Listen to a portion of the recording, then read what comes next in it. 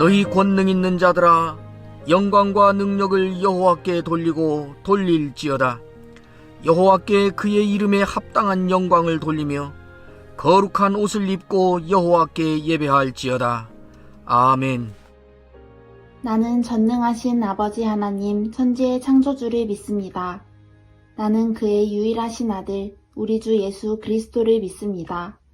그는 성령으로 잉태되어 동정녀 마리아에게서 나시고 본디오 빌라도에게 고난을 받아 십자가에 못 박혀 죽으시고 장사된 지 사흘 만에 죽은 자 가운데서 다시 살아나셨으며 하늘에 오르시어 전능하신 아버지 하나님 우편에 앉아 계시다가 거기로부터 살아있는 자와 죽은 자를 심판하러 오십니다. 나는 성령을 믿으며 거룩한 공교회와 성도의 교제와 죄를 용서받는 것과 몸의 부활과 영생을 믿습니다. 아멘.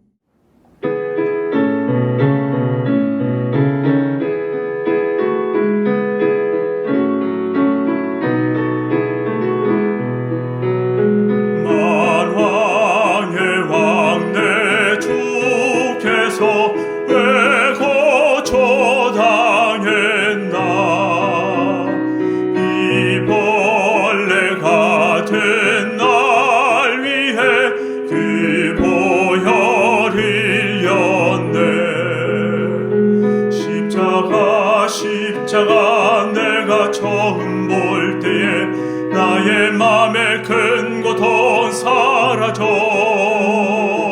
오늘 믿고서 내 눈 밝았네. 참 내 기쁨 영원하도다. 주 십자가 못 박힘은 속죄함 아닌가. 그 공유함과 큰 은혜 말할 수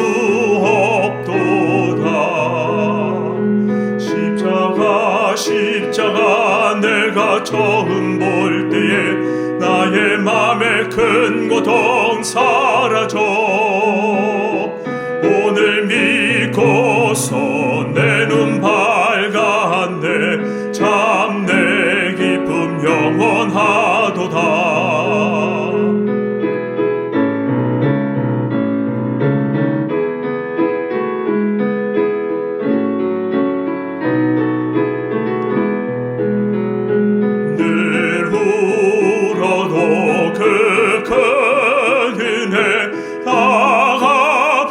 수 없네. 나 주님께 몸 바쳐서 주의 일 힘쓰리. 십자가 내가 처음 볼 때에 나의 맘에 큰 고통 사라져. 오늘 믿고서 내 눈 밝았네. 참 내 기쁨 영원하도다.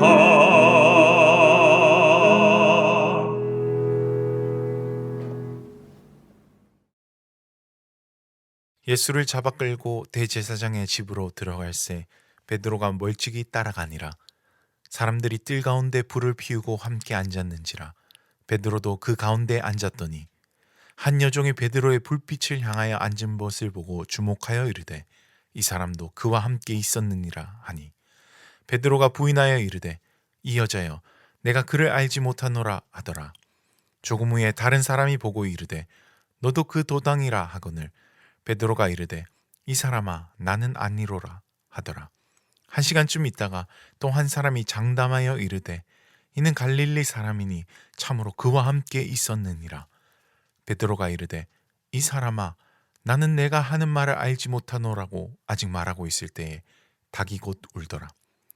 주께서 돌이켜 베드로를 보시니 베드로가 주의 말씀 곧 오늘 닭 울기 전에 내가 3번 나를 부인하리라 하심이 생각나서 밖에 나가서 심히 통곡하니라. 예수님께서는 십자가에 죽으시기 이전에 예루살렘에 입성하셔서 한 주간을 그곳에서 보내셨습니다. 이 한 주간 동안 예수님은 여러 내용을 가르치시고 또 여러 일들을 당하셨습니다. 아마 인간적으로 보면 예수님은 십자가를 눈앞에 둔 이 시점에 많은 상처를 받으셔야 했습니다. 그러나 가장 치명적인 상처는 3년 동안을 내내 같이 다녔던 제자들로부터 왔습니다. 제자 가운데 한 사람인 가룟 유다에게 배신을 당하여 팔려 나가게 됐습니다. 또 한 사람의 그 상처는 가장 사랑하고 교회 역사에서 수제자라고 일컬어지는 제자로부터 받은 상처였을 것입니다. 오늘 우리가 읽은 본문은 그 사건을 우리에게 말해주고 있는 본문입니다. 가룟 유다의 팔림을 받고 예수님께서 체포되어서 끌려가게 됐습니다.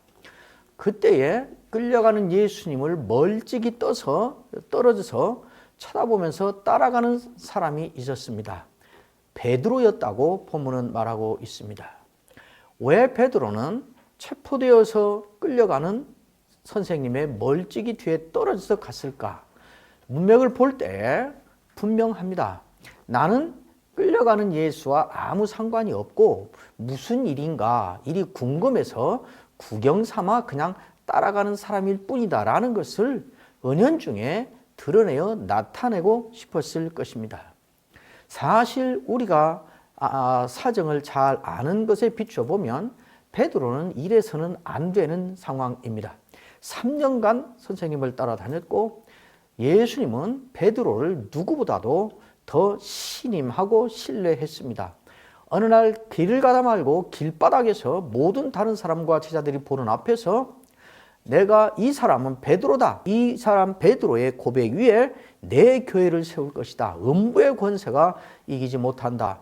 이렇게까지 공개적으로 이 사람에 대한 신임을 표현하고 인정했던 그 사람입니다. 베드로의 장모가 열병에 걸려서 위급하다 그럴 때에 그 집까지 달려가서 병을 고쳐주었던 사람입니다. 언제나 중요한 곳에 갈 때는 빼놓지 않고 꼭 데리고 다녔던 그 사람입니다. 그런 사람이라면 선생님이 이렇게 무장한 사람들에게 붙잡혀 끌려가면 그 앞장을 서서 가로막고 소리를 지르고 못 붙잡아가게 하고 이렇게 해야 맞았을 것입니다. 그러나 저 사람하고 나는 아무 상관이 없다는 것을 입증하려는 태도로 멀찍이 떨어져서 따라가고 있습니다. 그리고 잠시 후에 예수님이 대제사장의 집에 끌려가고 그 마당에 있게 됐습니다. 베드로도 그 집에 이르렀습니다. 마당에 이르러서 모닥불이 펴 있는데 거기서 불을 쬐고 있습니다. 불을 쬐고 있으니까 그 모닥 불빛에 밤이지만 얼굴이 비쳤을 것 아니겠습니까? 사람들이 지나다니다가 불빛에 비친 베드로의 얼굴을 알아보는 사람이 생겼습니다. 와서 이 사람도 예수를 따라다닌 사람이다 라고 지적을 합니다. 베드로가 벌떡 일어나듯이 나는 절대 아니다. 이 사람아, 사람 잘못 봤네. 나는 저 사람을 알지 못하네 하고 부인을 합니다. 잠시 후에 다른 사람이 지나가다가 또 베드로의 얼굴을 보았습니다. 이 사람도 저 사람이 다닌 그 당에 그 무리에 속한 사람이다 라고 말하자 나는 당신이 무슨 말 하는지 모르겠다. 그게 무슨 말이냐? 나는 저 사람이 누군지 도무지 알지 못한다. 이렇게 두 번째 부인을 합니다. 얼마 있다가 다른 사람이 또 지나가다가 베드로를 보고 와서 자신 있게 말합니다. 내가 자신 있는데 확실한데 이 사람도 갈릴리 사람이고 이 사람도 저 예수 따라다닌 같은 당에 속한 같이 다녔던 사람이다. 그러자 베드로가 펄펄 뛰면서 부인을 합니다. 나는 저게 누군지 전혀 알지 못한다. 마태복음에 보면 맹세하며 부인했다 그럽니다. 마가복음 14장 71절에 보면 저주하고 맹세하여 부인하기를 나는 저가 누군지 알지 못한다. 이렇게 말하고 있습니다. 저주했다는 말은 예수를 저주했다는 말이 아니고 자기를 저주했다는 말입니다. 쉽게 말하면 이런 식이죠. 내가 예수를 안다고? 내가 예수와 같이 다닌 사람이라고? 내가 예수님 편이라고? 만약 그렇다면 나는 사람이 아니야. 나는 무슨 짐승의 새끼야. 그런 식으로 자기가 예수를 알지 못한다는 나는 예수와 상관이 없다는 것을 상대방에게 납득시키기 위하여 자기를 사람이 아닌 것으로까지, 자기를 저주하면서까지, 그리고 맹세하여 하늘을 두고 맹세할 정도로 그렇게 강하게 예수님을 부인했다는 것입니다. 사실 베드로는 이래서는 안 되는 사람입니다. 죽을지라도 저는 내 선생이다. 나도 저분을 따라다니는 제자다. 나도 같이 잡아가라. 이래야 맞을 것입니다. 베드로는 지금 선생님을 철저하게 부인하고 배반하는 깊은 배신의 자리까지 타락하여 떨어져 버린 것입니다. 오늘 이 본문은 무엇을 우리에게 말하려고 하는 것인가? 너희는 베드로와 같은 이런 짓은 절대로 해서는 안 된다라는 것을 경고하려는 데에 본문의 말씀에 의도가 있는 것인가? 그렇지 않습니다. 이어지는 사건을 보면 베드로가 세 번째 이렇게 부인하자 다구는 소리가 들렸다 그럽니다. 다구는 소리가 들리자 베드로가 밖에 나갔습니다. 그리고 심히 통곡하며 돌이켰다 그럽니다. 오늘 본문의 의도는 베드로가 얼마나 나쁜 인간인가, 얼마나 철저하게 배신하고 타락한 사람인가. 너희는 이와 같이 타락하지 마라. 너희는 이와 같이 배신하지 마라. 여기에 있는 것이 아니고 베드로에게 초점이 있는 것이 아니라 베드로의 회개와 통곡과 그의 돌이킴에 초점이 있습니다. 그 얘기를 하려 하는 것입니다. 그리고 질문을 던지려는 것입니다. 베드로가 이렇게까지 철저하게 타락하고 이렇게까지 철저하게 배신하고 이 자리에까지 내려간 베드로가 다시 밖에 나가 통곡하고 회개하고 돌이킨 이 사건이 어떻게 가능했는가? 베드로에게 어떻게 이 일이 일어났는가? 그것을 말하고자 하는 것입니다. 베드로는 밖에 나가서 심히 통곡하고 돌이켰습니다. 분명하게 그것은 회개의 통곡이고 그래서 그 자리로부터 다시 돌이킨 것이 분명합니다. 오늘 베드로가 회개하고 회복한 그 결정적인 이유는 베드로에게 눈꼽만큼도 있지 않습니다. 베드로의 심성이 착하거나 베드로의 양심의 한 구석이 남아있거나 베드로의 신앙의 씨앗이 남아있거나 그런 것이 아니고 어느 것도 베드로 쪽에는 원인이 있지 않다고 말합니다. 오늘 본문을 보면 그것이 분명합니다. 베드로가 왜 밖에 나가 통곡하게 됐는가? 생각나는 것이 있어서 그랬다 그럽니다. 무엇이 생각나는가? 예수님이 하신 말씀이 생각났다 그럽니다. 어떻게 그것이 생각났는가? 예수님이 자기가 배신하고 있는 그 자리에서 예수님과 눈이 마주쳤다 그럽니다. 예수님과 눈이 마주칠 때 닭이 울었다 그럽니다. 닭이 울자 갑자기 예수님이 하신 말씀이 생각났다 그럽니다. 예수님의 무슨 말씀인가? 오늘 밤 닭 울기 전에 네가 나를 3번 부인하리라, 그 말씀이 생각났다는 것입니다. 그러니까 결국 예수님은 이 사람 베드로가 3번 부인할 것을 미리 알고 있었던 것입니다. 베드로가 첫 번째 부인하니까 예수님이 보시고 놀래가지고 저놈이 나를 부인하네? 그럴 수 없는데. 두 번째 부인하니까 저놈이 또 부인하네? 세 번째 부인하니까 이럴 수가 있는가? 저놈이 나를 부인하네? 이렇게 예수님은 예기치 않은 때에 갑자기 돌발적으로 배신을 당한 것이 아니고 이 사람이 배신을 할 것이라는 걸 3번씩 그렇게 철저하게 배신하고 부인할 것을 알고 계셨다는 것입니다. 예수님은 그것을 언제 아셨는가? 베드로에게 네가 오늘 닭 울기 전에 3번 나를 부인하리라 라는 말을 하실 때 알고 있었습니다. 그걸 아니까 그때 말했을 거 아니겠습니까? 그러면 예수님은 베드로에게 이 말을 언제 했는가? 그 말씀이, 그 정황이 앞에 읽은 누가복음 22장 31절 이하나 마태복음 27장, 마가복음 14장에 가면 자세하게 기록되어 있습니다. 베드로가 예수님 앞에 나서서 자신 있게 말을 했습니다. 예수님이 십자가에 못 박혀 붙잡히기 전에 마지막 만찬을 하시면서 그 자리에 제자들이 다 모여 있었습니다. 그때 베드로가 나서서 말을 했습니다. 다 주를 버릴지라도 나는 결코 주를 버리지 않겠습니다. 오늘 우리가 있는 말씀대로 하면 내가 주와 함께 오게도 죽는데도 가기를 각오하였나이다. 누가복음 22장 33절에 그렇게 말합니다. 나는 주를 위해서라면, 선생님을 위해서라면 감옥에 가는 것은 말할 것도 없고 죽는 자리도 함께 갈 자신이 있습니다. 준비되어 있습니다. 나는 결심했습니다. 라고 당당하게 말하는 것입니다. 마태복음 26장에 있는 말대로 하면 다 주를 버릴지라도 나는 결코 아닙니다. 그렇게 말하고 있습니다. 그때 예수님께서 베드로에게 말씀하셨습니다. 네가 오늘 닭 울기 전에 나를 3번 부인하리라.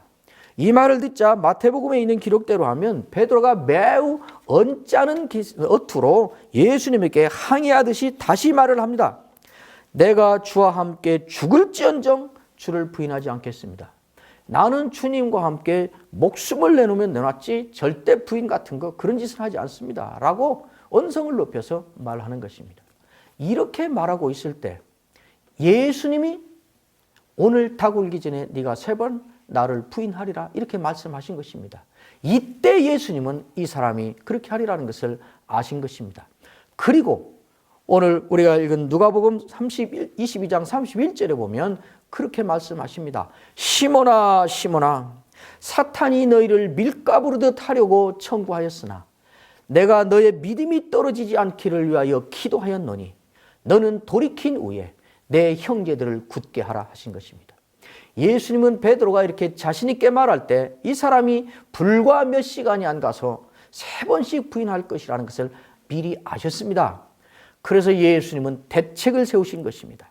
저 같으면 내가 만약 대책을 세운다면 그의 나를 부인하기 전에 내가 먼저 베드로를 쳐 없애버리거나 베드로를 내쫓아버리거나 그럴 것 같습니다. 예수님도 이걸 아시고 미리 그 일에 대한 대책을 세우십니다. 예수님이 세운 대책이 무엇인가? 시몬아 시몬아 사단이 너희를 밀가부르듯 하려고 너를 청구하였으나 그러나 내가 너의 믿음이 떨어지지 않기를 위하여 기도하였노니 너는 돌이킨 후에 내 형제를 굳게 하라. 이것이 예수님이 세운 대책이었습니다. 이 사람이 처절하게 타락의 밑바닥까지 내려가서 배신의 절정까지 이르러서 나를 배신하고 그렇게 바닥의 나락으로 깊이 떨어졌을 때에 내가 먼저 그 사람을 쳐 없애버리고 내가 먼저 그 사람을 던져 끌어내버리는 것이 아니라 그 떨어진 그 자리에서 이 사람을 다시 회복시켜 일으켜 세울 대책을 세운 것입니다. 그 대책이 무엇인가? 내가 너의 믿음이 떨어지지 않기를 위하여 기도하였노니 너는 돌이킨 후에 내 형제들을 굳게 하라. 이것이었습니다. 이 말씀이 생각나게 하기 위하여 예수님은 심지어 닭 우는 소리까지 동원하셨습니다. 오늘 밤 닭 울기 전에 네가 3번 나를 부인하리라. 닭 우는 소리가 나면 이 말이 생각나서 저가 다시 회개하고 돌이킬 수 있도록 그 실마리를 그렇게 만들어 놓은 것입니다. 어떤 주석가는 주석에 써놓기를 베드로가 닭 우는 소리를 들었을 때 그때는 새벽 1시나 2시쯤이었을 텐데 그때는 닭이 우는 시간이 아니었다. 이렇게 말하는 주석가도 있습니다. 닭은 저절로 닭이 울었고 우연히 울었는데 일치가 됐고 그게 아니고 예수님께서 베드로를 돌이키게 하기 위하여 닭까지 그 시간에 동원했다는 말인 것입니다. 마치 요나가 바다에 던져지니까 우연히 물고기가 지나가다가 요나를 삼킨 것이 아니라 하나님이 요나를 위하여 물고기를 동원해서 그곳에 놓아서 요나를 삼키게 한 것과 같이 예수님은 베드로를 돌이키게 하기 위하여 닭을 동원해서 그 시간에 닭이 울게 하는 그런 준비를, 대책을 예수님이 세워놓으신 것이었다고 우리는 말할 수 있는 것입니다. 이렇게 놓고 보면 베드로가 철저하게 타락한 그 자리에서 밖에 나가 심히 통곡하고 다시 회복할 수 있게 된 결정적인 근거는 예수님에게 있는 것입니다. 예수님이 베드로를 회복을 위하여 세워놓은 대책 때문에 베드로는 회복하고 일어날 수 있게 된 것입니다. 내가 너의 믿음이 떨어지지 않기를 위하여 기도했다 하는 그 기도를 예수님은 언제 하셨을까요? 이 이야기가 끝나고 나면 예수님은 제자들을 데리고 감람산이라 하는 곳으로 기도를 하러 가십니다. 이어지는 39절 이하에 보면 예수님께서 이 말을 마친 다음에 기도하러 산에 올라가서 기도하는 모습이 나옵니다. 예수님이 얼마나 힘을 다하여 죽을 똥살똥 기도하는지 하나님의 사자가 천사가 나타나 그 기도를 도왔다 말합니다. 얼마나 기진맥진해서 기도하는지 그대로 놨다가는 죽을 것 같아서 죽어버릴 것 같아서 하나님의 사자가 천사가 그를 도왔다 이렇게 해석할 수 있는 대목입니다. 그 뒤에 또 보면 예수님이 기도하면서 땀방울이 흐르는데 땀방울이 핏방울 같았다 그 말입니다. 예수님은 하나님의 아들이라 기도를 해도 땀이 안 흐르고 피가 흘렀다 그 말 아닙니다. 땀방울이 흐른 것입니다. 그런데 기도하는 그 모습에 비추어서 흐르는 땀을 보니까 그건 그냥 땀이 아니라 핏방울로 보일 만큼 그렇게 치열하고 처절한 기도를 했다는 말입니다. 여러분, 땀이 흘렀다고 말하고 있습니다. 그런데 잠시 후에 그 밑에 베드로가 지금 내려간 그 마당은 산보다 훨씬 더 덜 추운 것입니다. 그런데 거기도 모닥불을 피워놓고 불을 쬐고 있다 그럽니다. 추웠다는 이야기입니다. 그런데 예수님이 기도하는 산은 얼마나 더 추웠겠습니까? 그런데 땀을 흘리고 기도하고 있다 하니까 어느 정도 기도하고 있는가를 알 수 있죠. 이렇게 기도하는 예수님의 기도의 주제가 무엇이었는가? 자기 생명의 문제를 놓고 기도하는 것이었습니다. 이 찬을 할 수만 있으면 옮겨주십시오. 예수님의 생명을 놓고 기도하는 그 자리였습니다. 저는 확신하기를 베드로의 약속한 베드로의 믿음이 떨어지지 않기를 위하여 베드로의 회복을 위하여 한 그 기도를 예수님은 이 자리에서 하셨다고 저는 확신합니다. 자기의 생명의 문제를 놓고 죽을 똥살똥 기도하는 그 상황에서 철저하게 배신한 이 제자의 믿음의 회복을 위한 기도를 그때 하신 것이 분명합니다. 예수님의 이러한 대책에 의하여 베드로는 다시 밖에 나가 통곡하고 회복할 수 있게 된 것입니다. 예수님의 이것이 무엇인가? 예수님은 왜 이렇게 하셨는가? 이것이 바로 포기하지 않으시는 주의 은혜인 것입니다. 베드로가 다시 통곡하고 회복하고 돌이켜서 제자의 길을 죽을 때까지 갈 수 있었던 결정적인 계기는 베드로 자신 때문이 아닙니다. 포기하지 않으시는 주의 은혜 때문에 된 것입니다. 포기하지 않으시는 주의 은혜가 우리를 살리는 것입니다. 포기하지 않으시는 주의 은혜가 타락의 절정에 이르고 배신의 절정에 이른 우리 자신을 여전히 돌이키시고 살리시는 것입니다.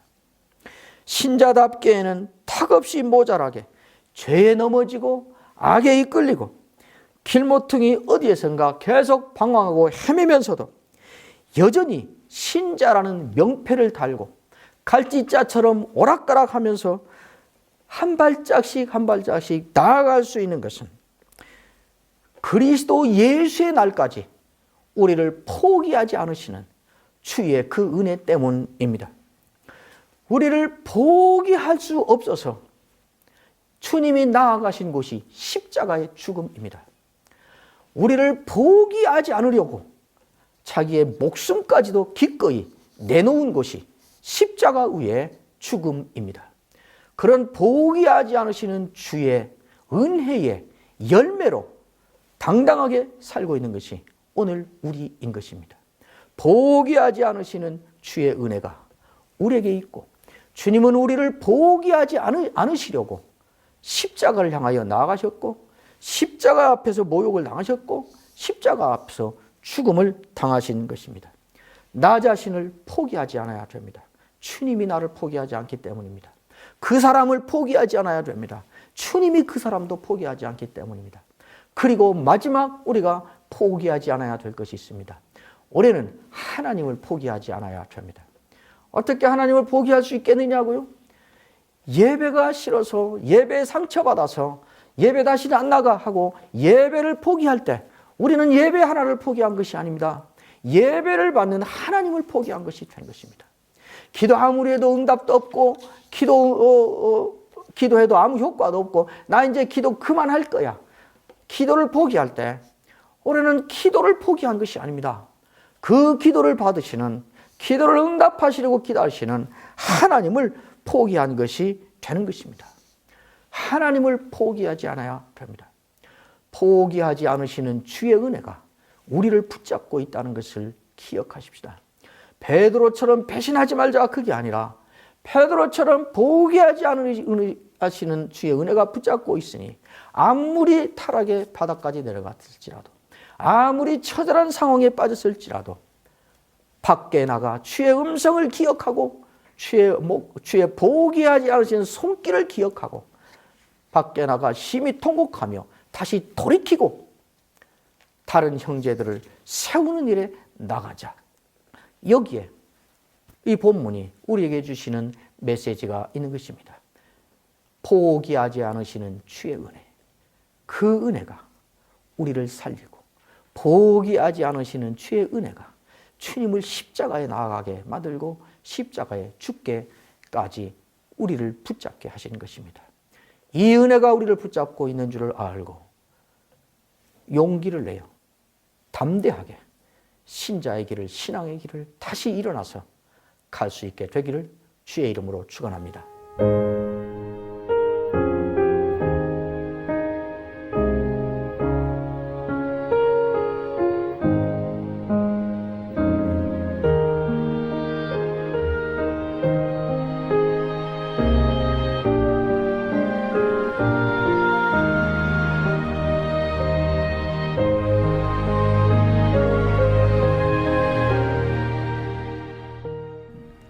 여호와는 내게 복을 주시고 너를 지키시기를 원하며 여호와는 그 얼굴로 내게 비추사 은혜 베푸시기를 원하며 여호와는 그 얼굴을 내게로 향하여 드사 평강 주시기를 원하노라.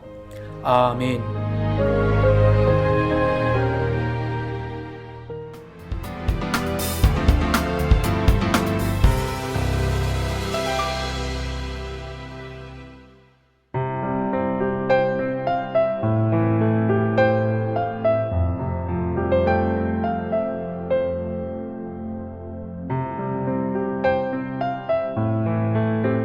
하박국 선지자는 괴로워합니다.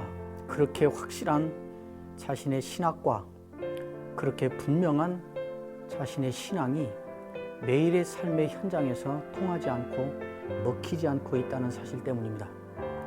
신학과 현실 사이의 괴리, 신앙으로 고백하는 하나님과 삶의 현장에서 확인하는 하나님 사이의 불일치, 그것이 고민의 문제입니다. 그래서 그는 고민합니다. 괴로워합니다. 황당해합니다.